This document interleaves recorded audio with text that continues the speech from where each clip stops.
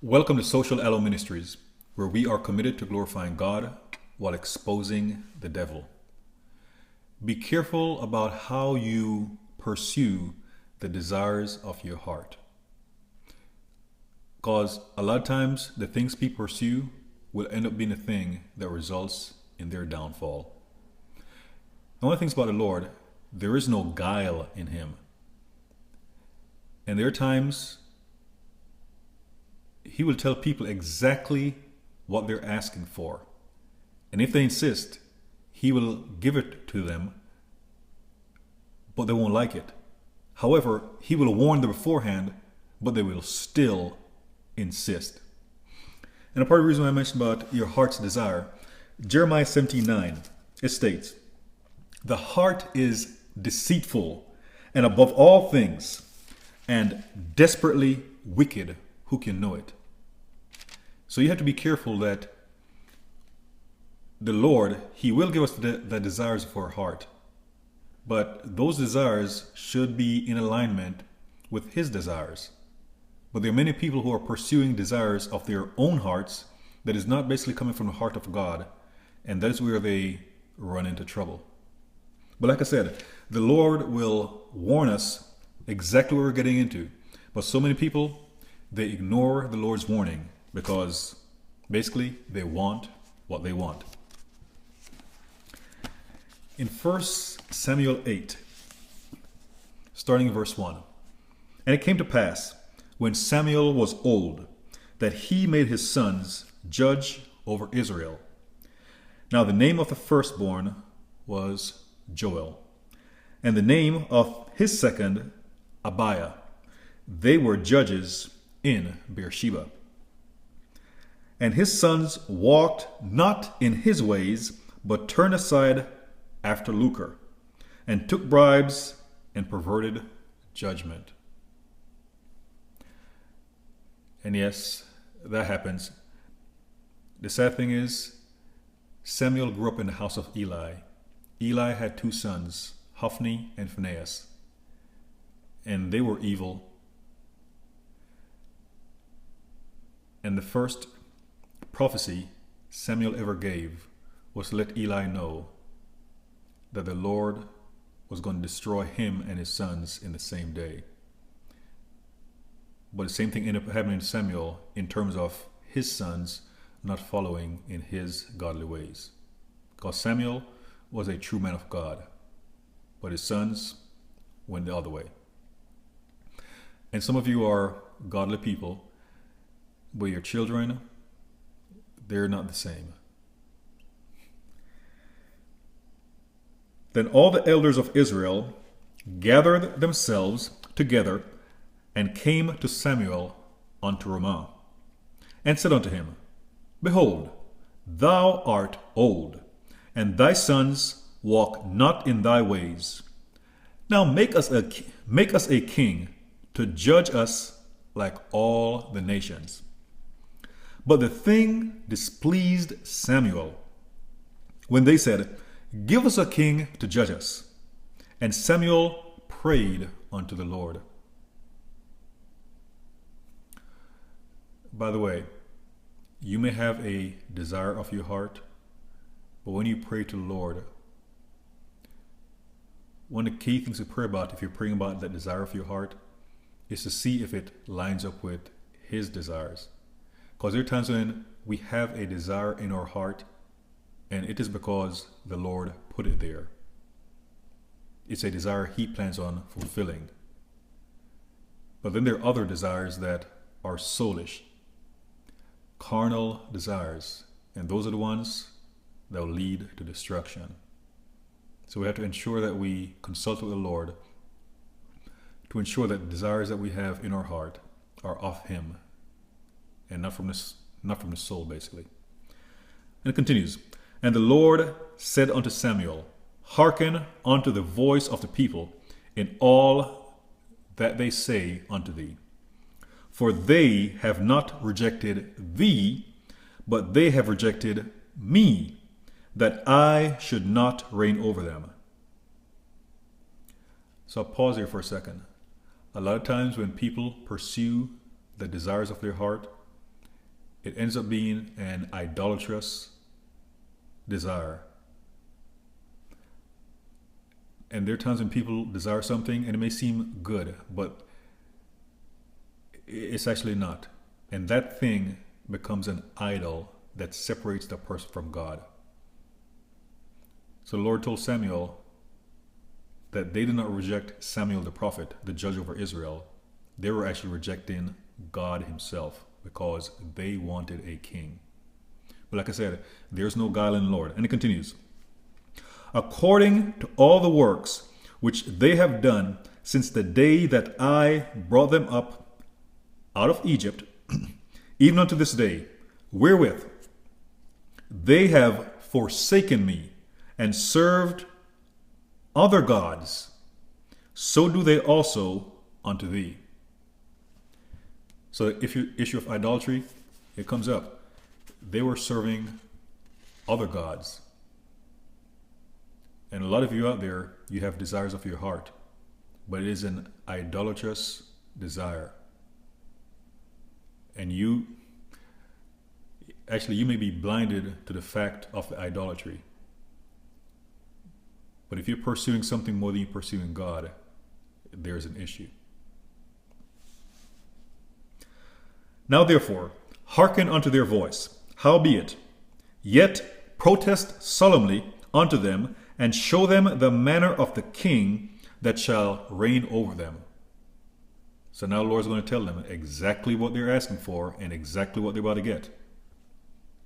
And Samuel told all the words unto the people that asked of him a king. And he said, This will be the manner of the king that shall reign over you. He will take your sons. First thing, he will take your sons. So Samuel's letting them know it's going to cost them. They're going to have to give up things. Please, do not give up your relationship with the Lord for anything. It is not worth it. Do not give up anything for your relationship with the Lord. It is not worth it. And appoint them for himself, for his chariots, and to be his horsemen, and some shall run before his chariots. And he shall appoint him captains over thousands, captains over fifties, and will set them to ear his ground, and reap his harvest, and to make his instruments of war, and instruments of his chariots. And he will take your daughters, again more taken, take your daughters, to be confectionaries, and to be cooks, and to be bakers. And he will take your fields, and your vineyards, and your oliveyards, even the best of them, and give them to his servants. And he will take, more taking, and he will take the 10th of your seed, and of your vineyards, and give to his officers, and to his servants. And he will take, more taken, and he will take your men servants, and your maid servants, and your goodliest young men, and your asses, and put them to his work. And he will take the 10th of your sheep, and ye shall be his servants. And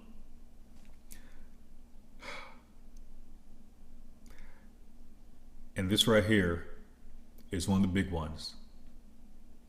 It is actually something that if the others didn't deter them from seeking the king, this right here should have done it. And ye shall cry out in that day because of your king, which ye shall have chosen you, and the Lord will not hear you in that day. Let's let them know that king was going to afflict them. They're going to suffer, and they're going to call out to the Lord, and the Lord would not hear them.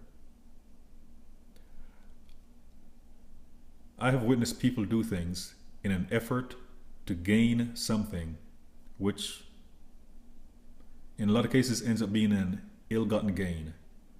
And when they got it, they got a whole lot more than they bargained for. A whole lot more than they bargained for. And they ignored every single warning because they wanted what they wanted. Nevertheless, the people refused to obey the voice of Samuel, and they said, "Nay, but we will have a king over us, that we also may be like all the nations, and that our king may judge us, and go out before us, and fight our battles."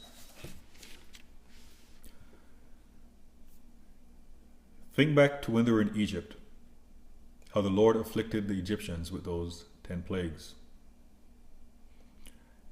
And think back to the Red Sea. Then all the battles that the Lord gave them victory in while clearing out and possessing the promised land. But now they want a king to fight their battles for them as opposed to the Lord. Many people pursue the desires of their heart, and they end up settling for so much less than the Lord had in store for them. And a lot of times, what they really end up missing out on is a deeper relationship with the Lord. That is the main thing they sacrifice. But Samuel warned them, but they ignored the voice of reason. For a lot of people, the desires of their heart become an obsession, and they can't see anything else, not knowing that that obsession is a thing that is going to destroy them, the thing that's going to make them cry out to the Lord,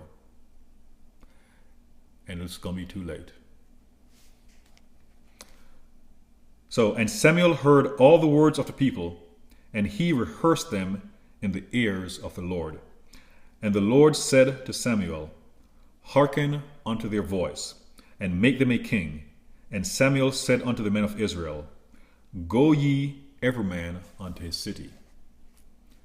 When you look in the books of 1st and 2nd Kings, 1st and 2nd Chronicles, you see the lineage of kings. A lot of, especially Israel, you hear about evil kings. Jeroboam, evil king. Ahab, evil king. Manasseh, evil king. And the list goes on. But the people, they got exactly what they asked for. But they ignored the Lord's warnings. I want to mention that there's no guile in the Lord. With one of those kings, Ahab. Ahab joined up with, or had Jehoshaphat, the king. Ahab was the king of Israel, and he had Jehoshaphat, the king of Judah, join up with him because Ahab wanted to fight at Ramoth Gilead. His prophets told him that he should go, that he would win the battle. But Jehoshaphat, he had a feeling that they needed to consult a true man of God. So they sent for the prophet Micaiah.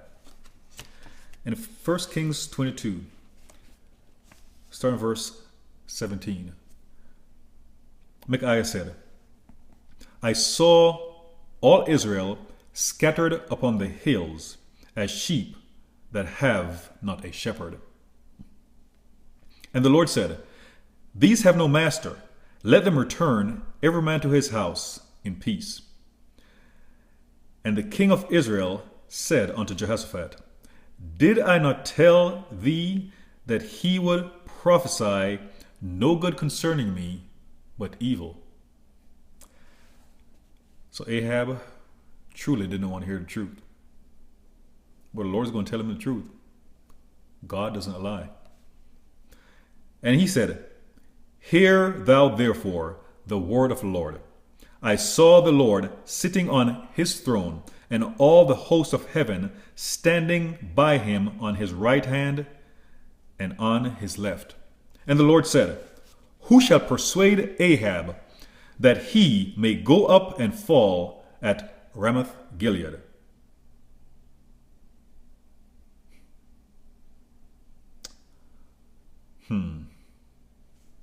Wow. And one said on this manner, and another said on that manner. And there came forth a spirit, and stood before the Lord, and said, I will persuade him. And the Lord said unto him, Wherewith? And he said, I will go forth, and I will be a lying spirit in the mouth of all his prophets.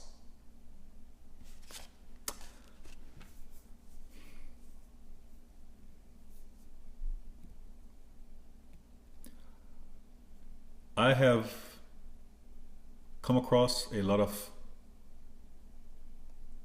prophets,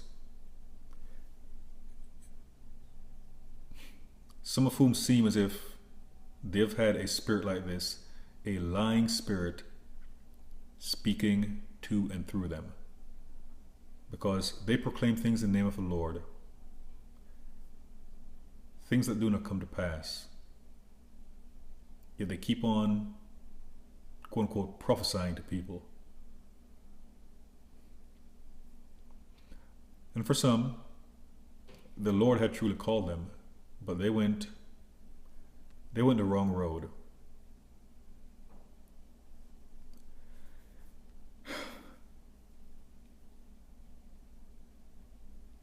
Just because a person has a title does not mean that person is serving the Lord.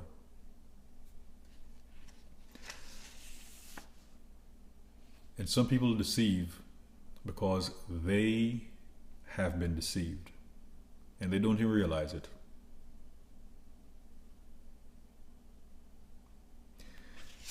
In fact, let me pause for a second and flip to Ezekiel 14.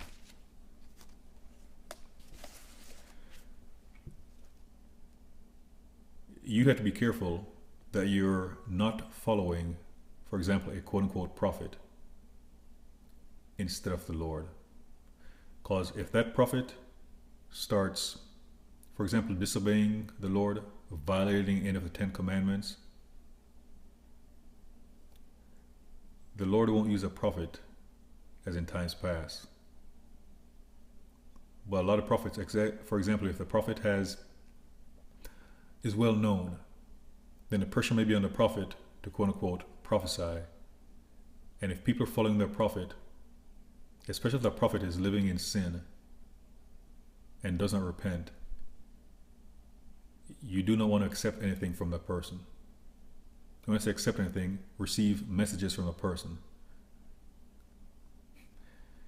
Because sometimes prophets end up tapping into a spirit of divination. A lot of people think that when the Lord calls, appoints, and commissions someone as a prophet, then that person's job is to say everything that the Lord tells him. But most of what the Lord communicates to a prophet is something that remains between that prophet and the Lord. In some cases, it is a call to intercession, a call to prayer, not something for the prophet to proclaim. So even though prophets are called the mouthpieces of God, a prophet also has to have a relationship with the Lord. And some things, again, most things, are not for open declaration. It is between the Lord and the prophet. It is a part of their relationship. That trust, that bond between master and servant. So you have to be careful who you're following. Ensure that you're following God. And if the Lord has a prophecy that he wants someone to release to you, let him do that, but do not run after prophets.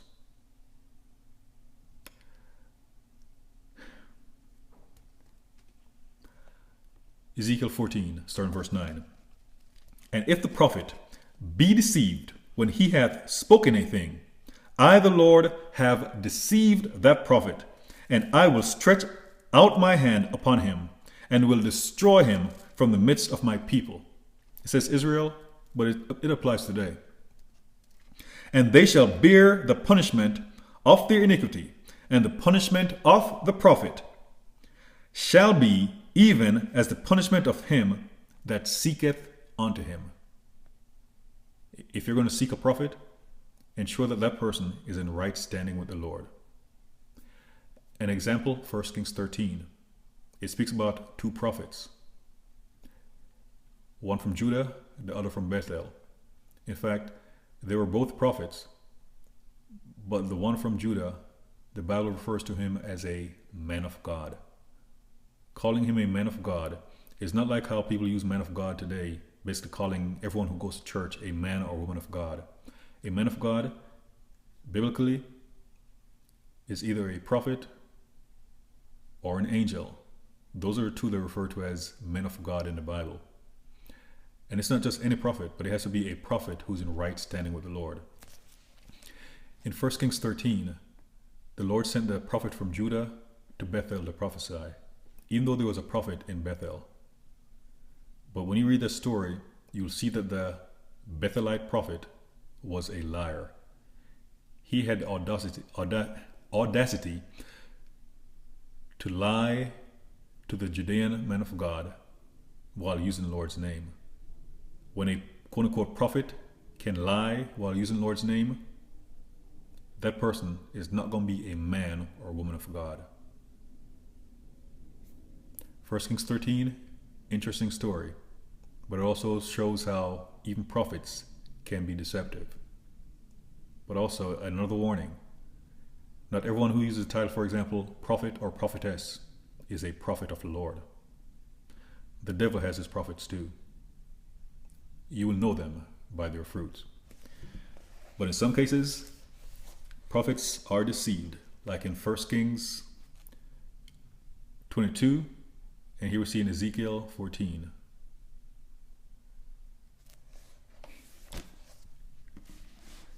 The Lord will sometimes, prophets, rather than seeking the Lord, they may seek fame and fortune. And if they want to go that road, the Lord will allow them to fall.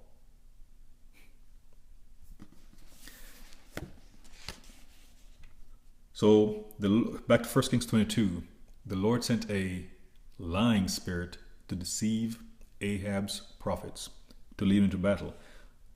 So he said, "And I will be a lying spirit in the mouth of all his prophets." Or another thing, if you have the gift of prophecy, or the Lord has called you as a prophet, be careful who you associate with. Those 400 prophets of Ahab, they were like birds of a feather. So you had one spirit that contaminated the words that they had to say. And it's not that they were speaking on behalf of the Lord anyhow. So you have to be careful who you associate with.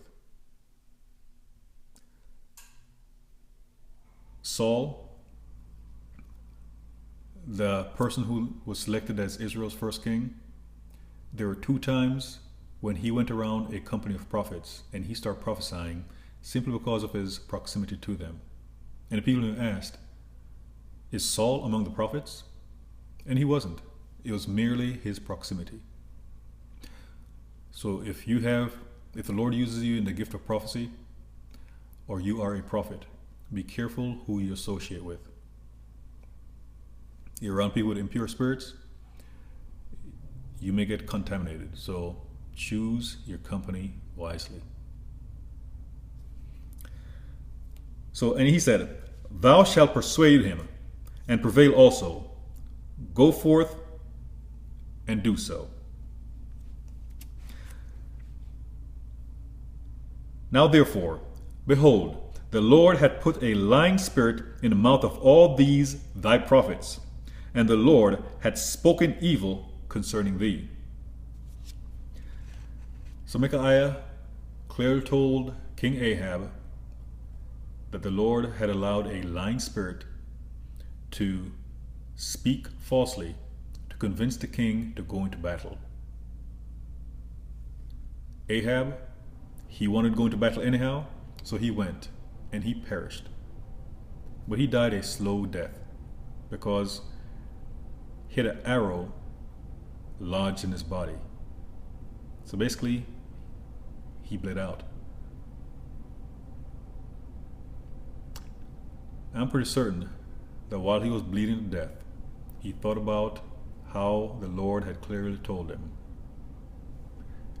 that it was a lying spirit that spoke to his prophets. And Ahab got his heart's desire, which was to go and fight at Ramoth Gilead. And it was the very thing that ended up killing him.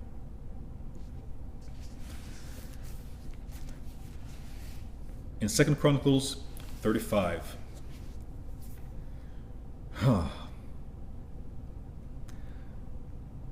Sometimes people are in a position and they think because of their position that they can do as they please. But some battles are not yours. You have to ensure that the Lord sends you on an assignment. Do not assume that because you have a title or a position that you can do whatever you want. In 2 Chronicles 35, starting in verse 20.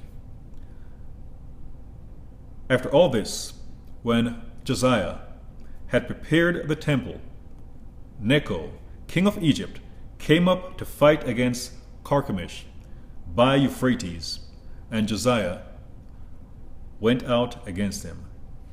But he sent ambassadors to him, saying, What have I to do with thee, thou king of Judah?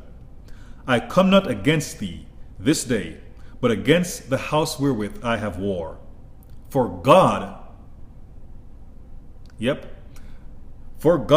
commanded me to make haste. Forbear thee from meddling with God, who is with me, that he destroy thee not. So the Lord was using the Egyptian king to fight his battle. So King Josiah, the king over Judah, received a warning that if he interfered with Necho, that he was actually going to interfere with God. Similar to how the Lord told Samuel, they haven't rejected you, they have rejected me.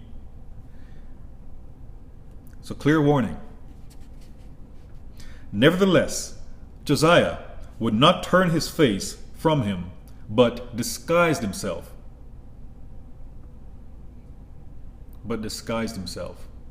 How many people are pursuing the desires of their heart and they're doing underhanded things in order to get it? Not knowing, or probably not fully cognizant, I should say, that the thing they're pursuing may have consequences that they're truly not willing to bear. So he disguised himself, that he might fight with him, and hearkened not unto the words of Necho from the mouth of God, and came to fight in the valley of Megiddo. Megiddo, significant regarding end times, but that's for another teaching. So Josiah, King Josiah, heard the word of the Lord, but ignored it. Not only ignored it, but he disguised himself to pursue the desires of his heart. He was in rebellion against the Lord. And the archers shot at King Josiah, and the king said to his servants, Have me away, for I am sore wounded. That right there is the wake-up call. His servants therefore took him out of that chariot and put him in the second chariot that he had, and they brought him to Jerusalem, and he died. And I'll leave it at that. You can read the rest of the story. But the Lord warned him, do not mess with Necho, the king of Egypt. Josiah disguised himself because he wanted what he wanted, but he got more than he bargained for, an arrow that killed him. And when he got shot, he got time to think about it. But it also brings up another thing. There are times when people are pursuing the desires of their heart, and you can say they get shot down, but they still keep persisting. They get shot down, but they keep persisting. They get shut down, but they keep persisting. But if they don't repent, it's going to be too late. And one more example in Jeremiah 27. Start in verse 14. I spake also to Zedekiah, the king of Judah, according to all these words, saying, Bring your necks under the yoke of the king of Babylon, and serve him and his people, and live. Why will ye die, thou and thy people, by the sword, by the famine, and by the pestilence, as the Lord hath spoken against the nation that will not serve the king of Babylon? Therefore, hearken not unto the words of the prophets that speak unto you, saying, Ye shall not serve the king of Babylon, for they prophesy a lie unto you. Well, history shows that Zedekiah did not listen. Nebuchadnezzar ended up conquering Jerusalem and took people into Babylon, captive for 70 years, because they failed to heed the word of the Lord. In addition, Jeremiah warned them that prophets would come along, quote unquote prophets would come along and prophesy the opposite of what he was saying. But those weren't prophets of the Lord. At least the Lord had not sent them. You have to be careful that you're listening to the right voice.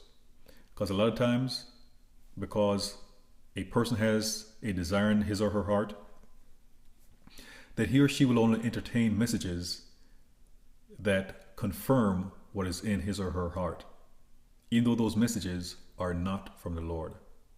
So you have to ensure that you're hearing from the Lord.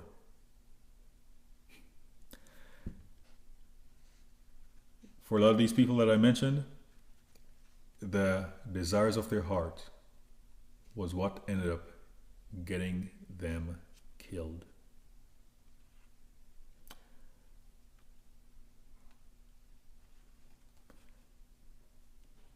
And especially in the case of Ahab, the desires of his heart probably got him sent to hell. Be careful about pursuing the desires of your heart. And do not be like Josiah, doing undercover stuff, trying to get it any way that you can. Because it may be more than you bargained for. So when you have a desire in your heart, one of the first things to ensure is that that desire is from the Lord, and that you're actually hearing from him and not what you want to hear.